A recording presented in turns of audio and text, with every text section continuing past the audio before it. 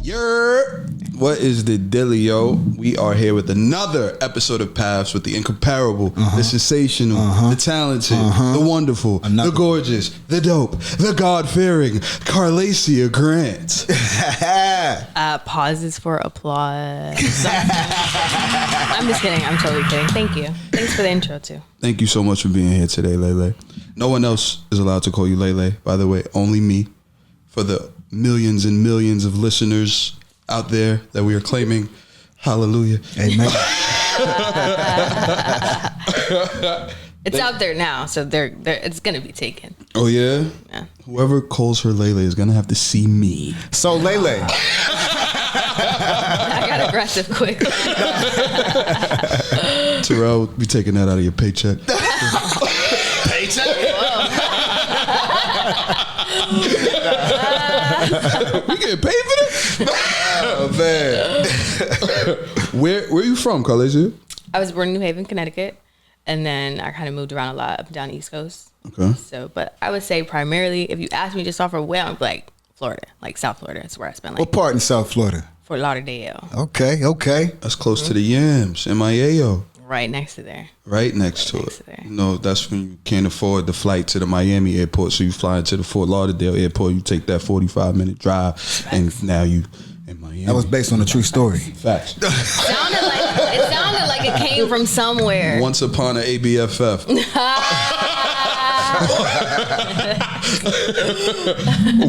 What was your early life like? Like before acting came into the picture, what were you doing?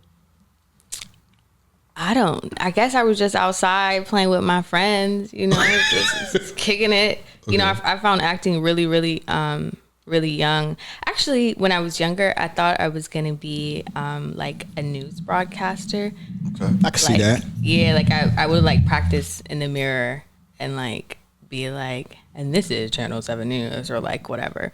So like before that, I would do that and I would be like, oh, this looks kind of cool. And then, I mean, I started like fell in love with acting when I was 13. So it was like, I didn't really have much experience. What was the thing that got you in love with acting? I went to theater camp. Theater camp. Where was theater camp at? It was in Connecticut. So my mom always used to send me to Connecticut every summer to be my grandma. And my grandparents were like, well, you're not about to sit around and do nothing. You got to like choose a camp. So they like presented me a bunch of booklets and was like, you know, pick one. And then I ended up picking acting, and I started going to this camp, and we had to do the play like Treasure Island. Have you ever seen it? Watched it? I haven't heard of Treasure Island. It's written by Robert Louis Stevenson.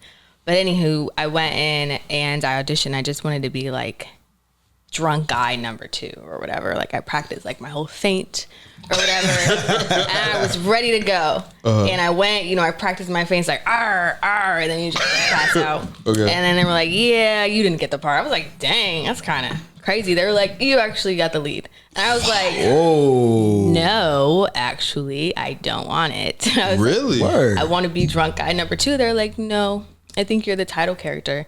So like that process of like getting the script and having to learn it and having to like basically narrate the entire play, like that's what made me be like, oh man, I want to do this like for the rest of my life. Like that experience was Can you speak to the hesitance? Like what was keeping you kind of like away from being the star of the play? I just really I thought it was way cooler to walk in and say and pass out. Like I just thought that seemed like so much fun. Like that's the one that stuck out to me. Like I had like, and I probably would have damn near killed myself, you know, trying to feint the right way. Right. But like I was just like, oh no, like this one looks cool. I want to feint on stage. Yeah. So that happened at 13. You moved to Florida. 14, 15, 16. At that point, I was already living in Florida. So you were okay. Yeah, okay. But my mom, you went home my for parents the summer. would always send me every summer. Like okay. I had to go right back to Connecticut. Okay. And like stay over there. What happened after Florida? Did you spend time in Atlanta? Yes. But that was like, I lived in Atlanta twice. So I lived in Atlanta high school. Okay. What high school? I went to Alcovey. Actually, It's not even in Atlanta. It's like Covington. Okay. So like in the sticks of Georgia. Right. So like I went to Alcovey High out there, the middle of nowhere. Okay. And then again, I lived in Atlanta like, I don't know, maybe like 2014. Okay. Maybe. That's when I was out there. I was out there too. I was out there too. A, I was at around. Clark Atlanta University 2014. I was at the trap, guy. Pull up, College Park, Campbellton Road, guy. No, what you talking about, bro? Hey, man, for real, shawty. Slid out there. So did you move to Atlanta the second time as an adult to pursue acting, or did you move for another reason? No, I was living in New York at the time, and What years were you in New York? I was in New York 2011 through 2013. I What think. part? Harlem. Harlem. So, I was in Harlem for a bit, What and I was about in the Jersey East for a Side? bit. Okay. So I actually dropped out of school and moved to New York. That was to pursue acting. That was to pursue acting. Like by the time I was in college, I was like, yeah, no, like this is not for me. So then I dropped out and moved to New York, but nothing was clicking for me in New York. Like nothing.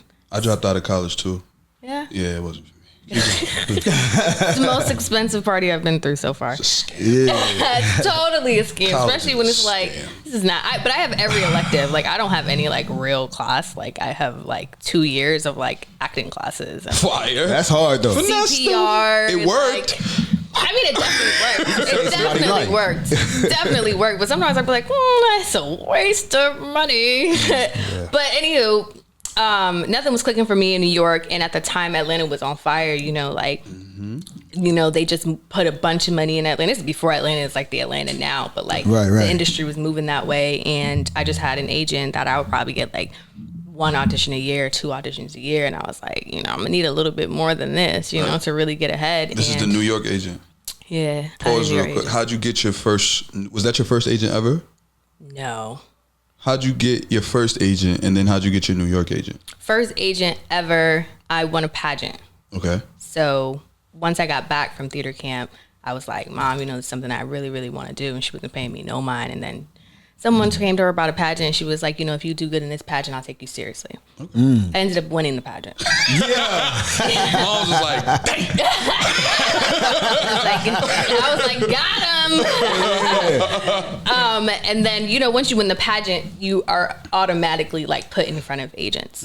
So that's kind of like how I got like my first agent. Okay. That's really dope. Is that a modeling agent? Or was she so like multi- it's like, because at the time now you're in Miami, so it's like commercial agent. So you don't really, in Miami, you ain't have like a theatrical and like a commercial. Like it was like you had a commercial agent, and like that kind of like took care of everything. It wasn't like separate like that. So that's how I got like my first agent. First one. And then in New York, I was hanging out with one of my homies, and I was like, dang, I'm trying to get an agent now. You know, you do like the blind readers, like the cold readers. So I was like literally like printing my headshot, have my resume on the back, sending it to everyone, emailing, like, hey, my name's Carlacia Grant. You know, I want to be an actor, taking the classes. Like, I don't want to plug nobody, but like, you know them things that they have in New York. It's come here if you want to be an actor, to meet the casting director, or meet this agent. I was doing all of those. Right. Yeah, to no avail.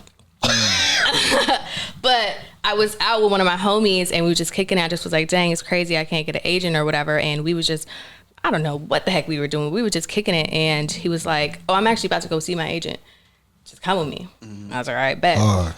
So we went upstairs, and he just went in and said what's up to his agent. I just went, sit on the couch, and she just looked at me, and she said, hold up, are you an actor? And I was like, yeah. And she was like, come in my office. And then we just kicked it, and that's actually how I got my first. She didn't make you audition, look at anything? She did, actually. She had, she gave me a cold read, so like right then and there, she took something out, like she took like something out of her desk. Like sides or a monologue or Yeah, something? I think it was a monologue she took right out her desk, and she was like, you know, go out, you got like 15 minutes and come back in and do it. So I did that and came back, and then she just signed me on the spot. That's beautiful. Yeah. Very cool. So that's how you got your New York agent. Yeah. She's the same one that got you 1 or 2 auditions a year? Yeah. And so, and what prompted the move to Atlanta? What sparked in your brain that said, I'm going to move to the A and pursue this? It just wasn't clicking for me in New York. It just was not. Like, I was getting close, but it just, not even getting close. Let me not even lie and say that. It just wasn't clicking. And like I said, the industry was moving that way. And at the time, one of my best friends had just moved to New York. And she was doing really well in Atlanta. She was like, you know, you should come to Atlanta. So what I did, I was like, I'm going to pray about it. So I prayed, and I was like, I feel like, this might be the right opportunity. And I prayed to God. I said, you know what, God, I'm feeling like I should move to Atlanta. And if I am supposed to go to Atlanta, then I want you to make the path so easy for me that I can't deny it. Make that path right. easy, God. Emphasis on path. Emphasis on path. And then things just started moving in that direction. I think after I prayed that, like, I got an email about something in Atlanta. I was like, dang, that's the sign. That's the sign. Yeah. So then I was like, I'm out. So I moved to Atlanta. So no, go ahead, brother. I was just gonna say, when I first was thinking about moving to Atlanta as well, I prayed as well, and I got every sign you could think of to move to Atlanta. But that's it. Go ahead. What you was about to say, bro? Well, basically, getting to Atlanta, right? Yeah. That's where you got your first booking? Nope. No? I didn't book nothing in Atlanta. Word. Mm-hmm. Okay, so what was the process in trying to book in Atlanta like? Terrible, because I moved to Atlanta. I'm like, all right, bet, God, I got you. This is where I'm going. I'm like, bet, I'm gonna go to Atlanta. I'm gonna take over in Atlanta. And I went to Atlanta, and I could not get signed by an Atlanta agent. So you still had your New York agent when you went to Atlanta? Nah, but I mean, she probably just realized I was no longer on her roster like 6 years ago. I'm not even trying to be funny. One time she called me for an audition, and I was like, she was like, yeah, we got you an audition for like something, and it was like a one-liner, and I was like, I haven't talked to you in 5 years, and you're literally calling me about this audition. I was like, have you looked at my resume? Like, yeah, I'm sure she's punching the air right now. I mean, we cool. It's no beef. Never beef. Yeah, never beef. Never beef. Just keep your eye on the prize, Jack. But I was like, whatever, doesn't matter. Yeah, did what you had to do for you. I just knew, and I would be in her office, I'd be emailing her, I'd be like, dang, I really feel like I should have more. She's like, just be patient. She used to always tell me to just be patient. Just be patient. It'll come to you. I just got sick and tired of being patient. Ain't no way, bruh. So you moved to the A. How many years were you in Atlanta? Well, not even a year. Not even, so I didn't even stay in so you didn't give Atlanta a year? I didn't get Atlanta a year. I'm gonna tell you why I didn't give Atlanta a year. I was in Atlanta, and I couldn't get an agent in Atlanta. Like, I literally did the same kind of thing, mailing my resume, do everything. I applied to everybody. Right. AMT, People's Store, everybody. Houghton Talent, nobody would respond to anything. Right. So, my homegirl, same homegirl at the time. Shout out to your homegirl. Yeah, shout out to Julie. Got a lot of love. Shout out to Julie. Got a lot of love for her. She had an agent in New Orleans. And she had an agent in Atlanta, and she had an audition in New Orleans. And I met this guy, his name was Oscar. And he was like, and I was telling him, I was like, I'm trying to get an agent, and I'm not getting an agent. And he was like, what are you doing? And I was like, I'm doing all the mailers, I'm emailing. And he was like, don't ever email when you can call, and don't ever call when you can show up. So then I was like, all right. He was like, ain't no agent gonna see you and is not at least gonna want to know something about you. He was like, you need to just walk in there, and just be like, hey, my name's Carlacia, and I'm interested in acting. He was like, trust me, no one, like any agent that wants to make money is at least gonna be like, yeah. He was like, use what works for you. Yeah. Like, you need to just walk in and do that. So my friend had an audition in New Orleans, and at the time, Atlanta used to have all their agents were in buildings that you couldn't get in. Like, they were top flight security. I already was plotting on like how I'm gonna get in here. So she had an audition in New Orleans, and I was like, bet, I'm gonna roll with you to New Orleans, because what I noticed is like all the New Orleans offices didn't have that top flight security to get in the building. Right. So we go out to New Orleans, and one of my other homies was like, yo, come with me. I know you need an agent. Just be with me when I go see my agent. And like, take the alley-oop. Yeah. Take the alley-oop. So we went in, and of course, she was like, well, who's that? Yeah. Fire. Yeah. And then I was like, I'm an actor, whatever. She signs me. And she signs me right then and there. She says, I love to work with you. I think you're amazing, but I will only work with you if you move to New Orleans, because I can't help you in Atlanta. Word. Interesting. And I was like, I could be here tonight. Like, what you want? So that's how it ended up. So I was probably in Atlanta like 8 months, 7 months before I met her. And then I was like, I'm moving to New Orleans. I like to touch on that only because when I speak to students, when I'm doing paths in person all the time, I tell break the rules. Yeah. Forget the rules. The rules are meant for people that follow the rules, and people that follow rules wait in line. Yeah. Yeah. We don't do no line waiting around. Do the line waiting. What line? We jumping the line. No, that's a true story. You know, I don't. Anybody, you know, I don't follow no rules. I'd be like, oh, those are the rules. That's nice. That's Right. It's cool. Like I'm a hustler. I'm get it. Like, oh, so I got to fill out an application. Where's your boss? Let me tell you that guy. yeah.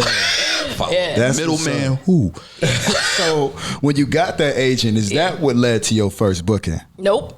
No. Okay. So all this time, I'm you still haven't booked anything. Nothing. What year is this? This is maybe 2014. Okay. Okay. I've still booked nothing. You hustling though. Okay, we following the story. We I'm following the hustling path. now. I'm getting closer. God damn it! At least I got an agent. Right, You can't do right. nothing without an agent. Right. So I signed with her, and she cool. And now I've moved to New Orleans. I'm living in New Orleans, Right. which, by the way, I've only been to that one time. So the next time I came back, I moved to New Orleans, and she wasn't sending me out. Like I wasn't getting, like I was not getting auditions. So I'm calling her. I'm like, hey, you know, I'm still. And I did everything she told me to do. Like I did new headshots. You know, I did the whole. I took the classes. I did everything, and I was like, all right, I'm ready. She just was like, yeah, you know, she just wasn't taking me as serious as I felt like I needed to be taken serious. You just moved to New Orleans. Like, come on now. Like, And I'm not. you better be moving. Patience mountains. isn't my strongest attribute, especially when I know I'm ready and I know, like, just give me the ball. Like I'm a dunk it, but I cannot book if I'm not going out. Right. You sitting So- on the bench ready to play. Can't have me on the bench. Let me ask you a question. Yeah. Were you taking acting classes during this time? Or, Absolutely. Okay. Yeah, I always like maintain like acting classes. Just for the sake of our viewership, them knowing, take home some notes. Yeah. Could you like shout out maybe one or two acting workshops or classes that you took that were majorly beneficial for your path? It depends on the time. Truthfully, it depends on the time because I've taken. Are you currently so training? many. Currently, no. Okay, what was the last class that working. really fed you? Honestly, I love Leslie Kahn. Like that was a really, really great class. Leslie Kahn, Very Leslie Kahn. impactful class for me. I thought that was she was really, really cool. I worked with her well. Who else? Leslie Kahn is great, I hear. No, she so- was great. No, Yeah. Leslie's dope. That's No, what's she's up. great. I love her whole school. We had teachers there. Like shout out to Dan. Yeah. They were great. Shout out to So, the whole LK and Co. yeah, shout out Word. to Okay, well, we could double back to New Orleans. Just wanted to double check. I'm trying to think of the book. There's a book that's really, really amazing. The Power of the Actor That one by too. Ivana It's Chubbuck. probably Yes, up The here Power somewhere. of the Actor. Yeah, The Power of the That's Actor by actually Ivana one of Chubbuck. the most important acting books I think that I've read. That's amazing. I'm pretty sure Susan it's up here Batson also somewhere. has a really Susan Batson cool one. book is Right here, truth. Yeah. Truth. Susan This was Batson. gifted to me. But shout out to the Yeah. go ahead. No, this was gifts to me. After I did my first play in New York. Shout out to Cynthia Kitt. She gave me this book, Truth by Susan Batson. Yeah. It's right here. But Whose books are these? Because I've actually read These a are lot our of those. books. yeah, it's, Really, it's a- Relentless is a crazy book. I be love preaching about that Relentless. book. Shout out to Tim Grover. Shout out Yo, to Tim Grover. that I'm a book- cleaner. 10 out of Me 10. You too. sound like a cleaner. You ain't about to sit on the bench No. all day. You can't win from the bench. You got to No. get out there. I feel you. I No, feel you. Yeah, put it Relentless on is me. one. Outliers. These are all like a lot of my favorite books. 5 You Second Rule. named two of mine. So Crazy. Tasha Smith introduced me to Ivana Chubbuck Yeah. in the Power of the Actor book, and that Yeah. book, exactly what you said, is 100% impactful. Yeah. Wow. The journey of the career. So let's circle it back to New Orleans. You're Yeah. in New Orleans. You're going out for auditions occasionally. Not at all. Not at all. Not More at than all. New She's York, not at doing just nothing. No. Nothing. Word. Just nothing. Definitely not This her. is 2014. 2014. What happens? Absolutely What nothing. happens after that?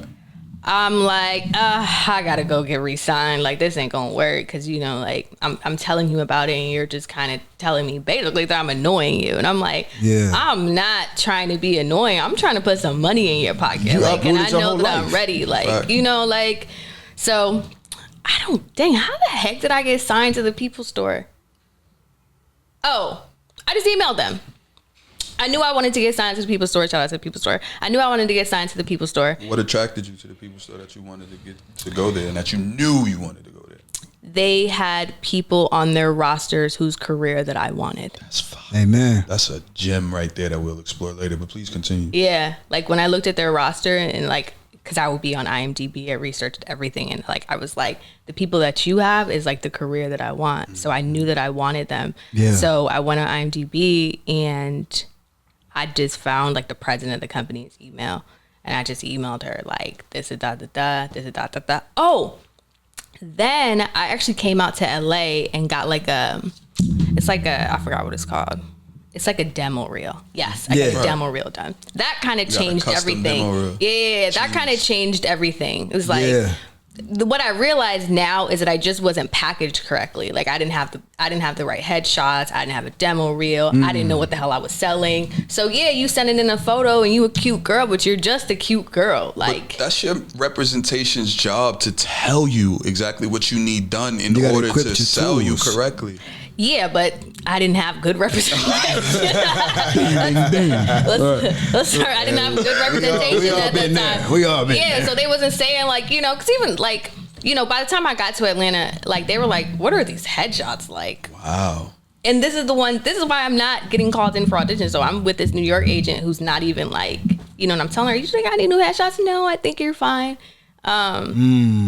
Winging it. They were winging it. Oh, she didn't care. She didn't care. And I probably wasn't getting. I was probably getting one every 2 years or two like every other year. It was a crazy number. Actually, before we get to you getting to People's Store, you're moving from Florida to New York to Atlanta to New Orleans, back to Atlanta. Yeah, I didn't move back to Atlanta. You just stayed in New Orleans and was represented by the People's Store. Or you moved when you moved to LA for your demo reel, you started getting represented. I didn't move to LA for my You just flew to LA to get filmed. Yeah. Because my question is, what were you doing to survive through all of these times? What jobs were you taking on to pay your bills, to feed yourself? I had a bunch of jobs. I was a waiter.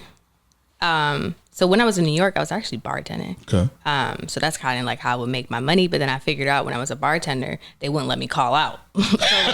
No, because if you look at any restaurant, like there's usually one or two bartenders, and it's usually, they're not as expendable. So like when I would have auditions, because sometimes even though my agent wasn't doing anything for me, I would be on like Craigslist finding stuff. Like I was in the mix, you know, like sometimes in New York, they'll have them in the subway, audition for this. So I was still auditioning and stuff. But when I was a bartender, it would always be like a thing that I couldn't come in. But when I would take less money and be a server, because with a server, either they'll make the sections bigger or like they'll close that section, but there's more people, you know, when you can't do it. Right. So then I just started being a server. I also was doing merchandising. So like I was working for a company. I can remember the name of the company, but I basically was like Pacifica, which is like a brand, like a makeup brand or whatever, right, sold in like Whole Foods or like health places. I would like go into the stores and like set up like their display cases. So that was my job.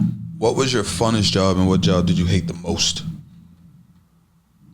Funnest job. I don't know about funnest. I would say the easiest to survive. I would say I did DoorDash, and I thought that was cool. Word. DoorDash was cool because you was actually super free, and like I would be on the phone with my homies like all day long. Basically, like literally on the phone. I would play music, I listen to podcasts, or I do audiobooks, and I would just be chilling. Yeah, like it would be chill. The worst job I ever had was the Cheesecake Factory. I hated that. Oh, why you gotta fight with me at Cheesecake? Right. You know I let her go there. Right. I worked at the Cheesecake Factory, and shout out to the Cheesecake. I've never really liked Cheesecake Factory again after that. Only because I ate it so much. But like, yeah, I ain't really like working at Cheesecake Factory. So I got a question. Out of any of the jobs that you had, which of them prepared you most for what you're doing now? I guess I don't know. More in another direction, still staying with the jobs though, I want all the listeners to understand that it is okay to have a job. Amen. While you are pursuing your dreams and your passion. Yeah. You have to live, you have to pay the bills. Yeah. It's okay to have the struggling artist mentality for a certain time, but by all means, especially in this new era, because Carlacia just said she had a job during the in-person audition era when that was more prevalent. So by all means, have a job to survive. It's okay. It's nothing to be ashamed of. Yeah. And you need money. It takes money to get money. Like Dreams cost money. And acting costs money. Like even when you just get in, headshots cost money. Headshots, like, demo reels cost money. Like that was like $1,500. Like, and that was back in the day. I had to like use my income tax like to like That's no, for like, real, for like real. not even funny. Like I remember like waiting for that income tax. I already made the appointment, but like waiting for that income tax to hit, and I was like, bet, got it. Took my whole income tax and flew to LA for like a weekend or something, and then got it done. Dreams cost money. Dreams do cost money. Yeah. What kept that fire in you while not getting anywhere close to your goals throughout this entire time? That's the thing. I was getting closer. So you were getting closer. You feel like Now with the agent thing or like auditioning? Because I was speaking specifically towards auditioning. Like, you know, like I could see if you audition, got a call back, you didn't get it. But I'm talking about like not booking or not getting callbacks or, you know, consistent auditions. What kept you going during that time? The love. Like I genuinely love it. Like I don't do it for the money. Yeah. Like I do it because I genuinely love it. You get you out of bed. Yeah. Yeah. You feel like your faith was being tested during these times? Or you were being tried by the Most High? Every day, every moment. You know, you start to think that like, well, I got to go through all of this. You know, you look into your left, you look to your right, and it looks like everyone else has it easier.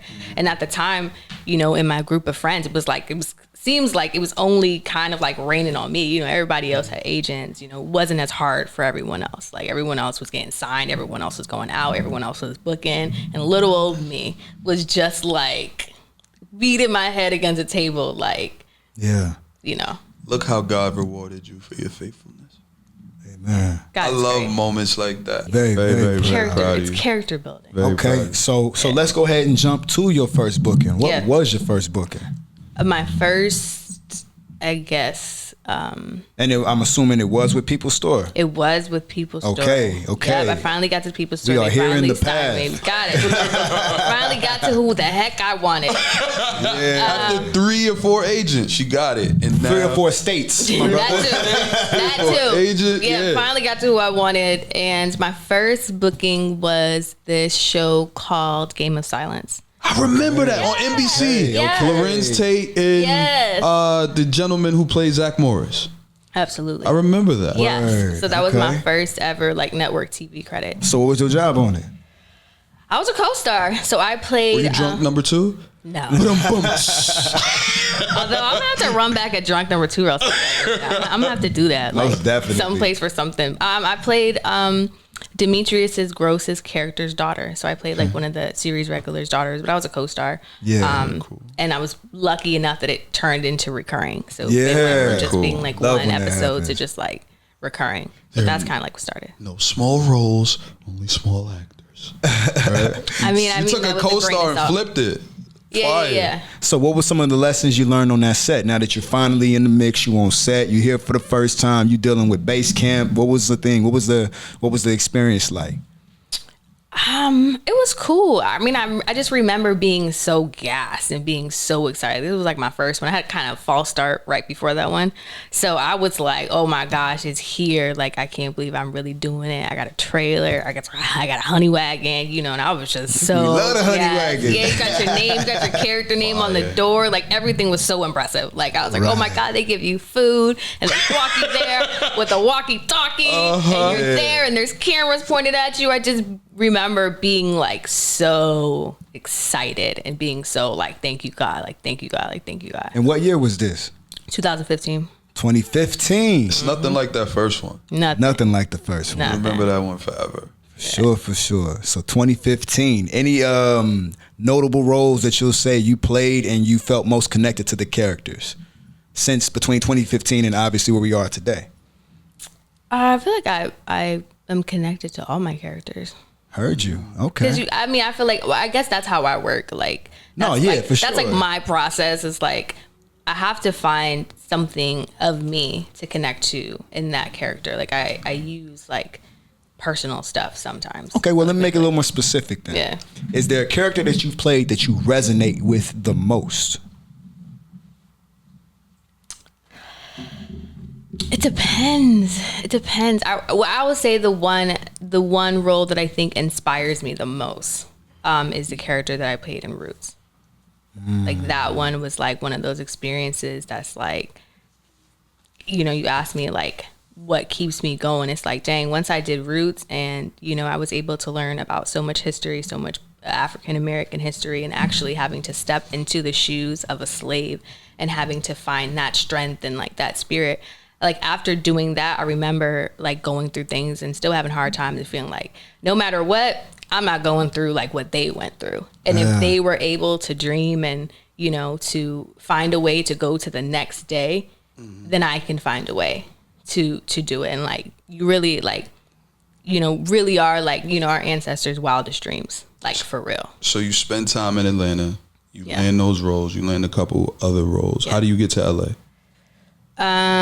So I do Game of Silence, I do Roots, then I do Greenleaf, and my agent is like, People's Store is like, I was just scorching hot. Like I was just like flame on. Yeah, just like I told you what I'm gonna do if you give me the ball.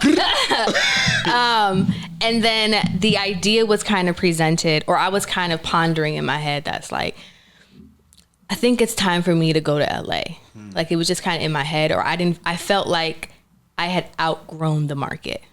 Like sometimes, unfortunately, sometimes being in those places, it's sometimes like, you know, you're not really going up.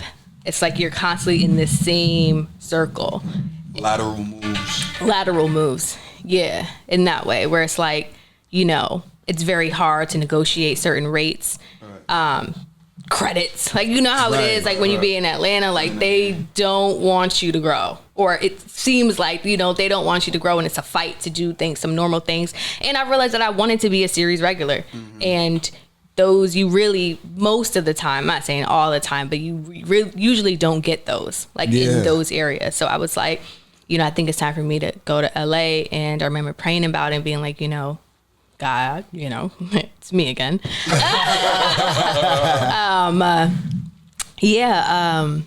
I'm thinking this might be the move to do. And I was like, you know, same type of thing. I was like, but if this is, you know, I need you to show me signs. Lo and behold, me and my agent comes down, and we out hanging out in New Orleans, and she looks over at me and she says, you know, you're ready to move to LA, right?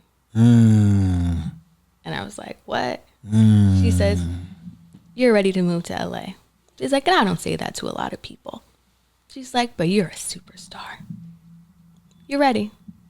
Wow. So it's after I prayed that. I didn't say nothing. No, I didn't even like poke her ear. I'm like, you know what I'm thinking about? I just like kind of was like, took it in. Yeah. So we get to LA.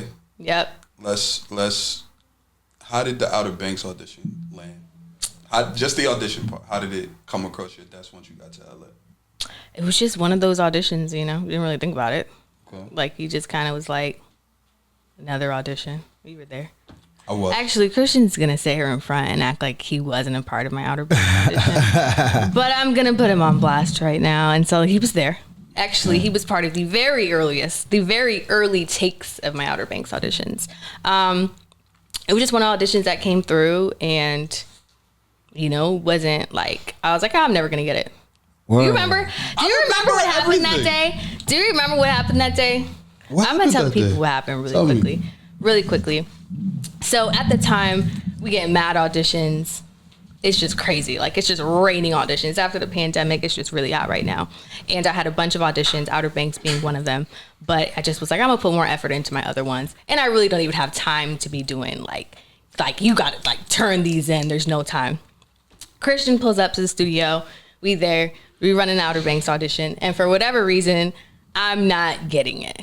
So now I'm frustrated and I'm over. I was like, I don't even have time to be spending this much time on this audition. I'm not even gonna get it. That's when we went and got the ashwagandha from Sprouts.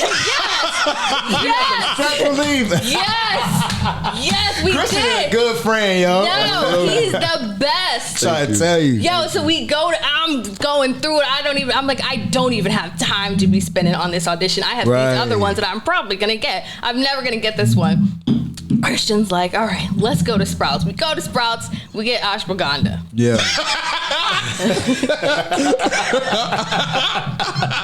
So you need to woosah. Right. He's like, you dog. just gotta woosah. So we take the ashwagandha, and to no behold, nothing happened. I'm still trying to do the audition, and it's just making me crazy, like that I can't do it. So finally, Christian is like, okay, you hungry? I was like, yeah. So we go to Veggie Grill. He was like, let's just go eat. Because now we're inside hours, and it's just literally just like this one scene that's making me crazy. We go to Veggie Grill, we eat. He was like, all right, let's go. So then we go to Mulholland Drive. Drives me to the top of Mulholland Drive, and we just vibing. We have a Veggie Grill, and we just vibing. He's like, look out. Yeah. Christian's like, this is a very Christian moment. I didn't have moments with Christian like this. So we're here, we're at the top of the thing, and I'm hating life right now. I'm sitting here like, I don't even want to be an actor anymore. Like, I am done. And he's just like, look out. Look at this beautiful city. Yeah. Look at the city. Yeah. You're going to take over. Yeah. And we just kicked it, and then I was like, whatever. So we do that. We go back to the place. Audition still not hitting the way I needed to hit. So I was like, whatever. I'll deal with this another day. Right. Which was luck. Let me tell you why it was luck. What's up? It was God intervening. Because then Christian was busy. So I had to tape with Kareem. Kareem looks at the audition and he's like, not only are you going to book this, but this is the perfect role for you. And you should tape it with a Caribbean accent. Missing ingredient. And I was like, no. He's like, they said you don't even need one. He was like, no, do it with a Caribbean accent. Yeah. And, Kareem's family is from the Caribbean. So I'm going back and forth. I'm not doing it. He's like, just do it. So Kareem puts a battery in my back doing a Caribbean accent. Now we're doing it with a Caribbean accent. And now we're taping it. Boom, bada. Signed, sealed, delivered. But like that, I wasn't supposed to do it that way. I was supposed to, because then when it came down to it, they kind of like, once they recasted the role, or when they like released it again, they only wanted people who had Caribbean accents. And I already had the tape with a Caribbean accent. Okay. Now a little birdie told me, and by birdie I mean my notes, that a whole month goes by after submitting this audition, right? And you don't hear anything back. Yeah. And then you get some advice to potentially, resend the tape. Yeah. Now I don't know if you did that or not, because that's not in my notes. But if you did, let us know how it played out. You resent it, right? Yeah, so we did it. We did it with Kareem, and it was like, at least I'm getting a call back. Like, ain't nobody gonna make it for the way that guy is there. Like, I'm beating my chest. I was like, this thing is cold. Yeah. It was like, nah, we got call back. Like, that's it. I don't hear nothing. And then my manager calls me about something. I don't even remember what the heck we were talking about. But she was like, they're still looking for that girl. That girl, I don't know, you're talking about like Barbados or whatever. And I was like, dang, that's crazy, because I feel like at the very least I should have been in contention. Yeah, a little bit. At the very least, you had to at least put me like in the game. Like, that was a really strong tape. Like, I don't know what happened with that, but did they watch it? Like, I just knew, like, something like felt really special about that one. And I was like, whatever. She was like, okay. She's like, well, let's just send it again. So another rule break. Rule break. She was like, let's send it again, because at this point now it had came in through my LA agents, because I had reps everywhere. So I had LA reps and I had Atlanta reps. So now it just came in through my LA reps, and they were like, let's just send it again. Because after it was about a month. So we sent it again, and like, I don't know, a few days later, they hit me back and was like, let's do a chemistry read. Whew. That's a big deal. Yeah. Chemistry reads ain't no joke. It was fun. Yeah. Yeah, it was cool. And then we had to do it via Zoom, because, it was like COVID or whatever. Pandemic time. Ooh, exactly. Triggered. And I was in Atlanta, like, doing something else. Zoom auditions. I love Zoom auditions. I'm triggered. No. Did you have a bad one? Zoom. I don't like drive fast no more. I love them. Like, I love them. Like, I really do. That's hilarious. That's actually hilarious. I don't even like to drive fast no more. So, what was the callback process like? It literally was just literally went from that to chemistry read, and we did the chemistry read. went in, and this was all on Zoom, and I just had to read with certain people on the cast, and we just kind of clicked, and it was cool because it was like, and this is what you should be prepared for, like if you're doing like a chemistry read or like when you're doing whatever, like you can't be too married to the script. Like you can't be like, you have to like know how to play off other people's like energy. You know, it's not like, it's not like a selfish game where it's only you. It's not you playing tennis, you know, with a wall. Like you're playing with someone else, so you have to like fall into the groove. Like you have to know exactly, because it was a bunch of improv in my audition. It was all right, cool. Like, and I would be reading the scene, and they'd be like, "Okay, throw that all away. Improv it from here on out." And then I'd be improvising, and then they're like, "Go back to the script in the middle of the scene. Go back to that line." They were testing. Yeah, and then I had to jump back into the line. I mean, just seamlessly, just like. Would you attest that to preparation at that point, like just being prepared for any and all things? Absolutely, being prepared to play. How many hours did you study for that chemistry read, if any at all? No, it was just beat into your head from the audition and the callback at that point. No, I wouldn't see, because by that point, by the time, you know, you're kind of at chemistry read, it's kind of like I feel like, you know, you're kind of confident that what you're doing is kind of on the right path. Mm-hmm. So instead of me trying to beat down like the lines or, you know, let me make sure I hit every line perfectly, it was more about who this character is. Mm-hmm. So I threw it wasn't even about the script or about the sides. It was more about me learning everything about this character, Cleo. So like by the time I got into there, I knew her inside and out. So there was nothing you could do to me that I wouldn't know, because I've already experienced her entire life. I have her backstory, I have her front story, I got playlists, like I have everything. Like, I know her. Playlist. I gotta salute That's that. underrated. I gotta salute that, because a lot of people fold when it's 3 seconds left on the clock and the ball is put in your hands. You gotta want to take that last shot, and salute to you for desiring to, feeling it, and taking that last shot and nailing it. Thanks. Salute to you.